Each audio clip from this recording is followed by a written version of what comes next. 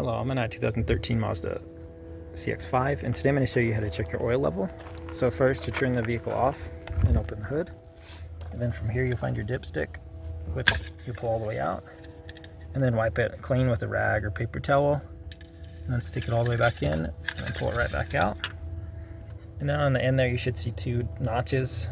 The little dot on the right is your full mark, and then the dot on the left is your low mark, where it's barely off the stick. So if there's barely any oil on the stick, that would mean you're low and need to add some. So we'll stick that back in, and let's assume it was low.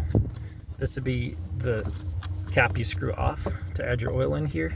So just screw this off, and then make sure you're using the proper type of oil, as well as ideally the same conventional, synthetic, and brand you've been using. It's best not to mix and match.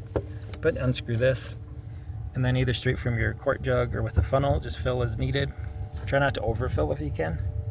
But once you've got that added, screw this back on nice and tight. And then I'll turn the motor on for like 10-20 seconds to circulate the new oil. And then I would repeat the first process of pulling this dipstick out, wiping it clean, and then checking it again to see where we're at.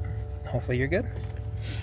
And don't do any of this in place of your regular oil changes, which typically do by putting the vehicle on a slight lift, so you can get to the oil pan underneath, pull the plug, drain all the old oil out, replace any filters as needed, screw that cap back on, and then up here you'd add all the oil you need for your particular model of motor. Screw this on nice and tight, and then you should be able to start it and be good to go.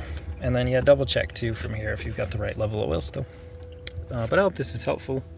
Hope you have a wonderful day.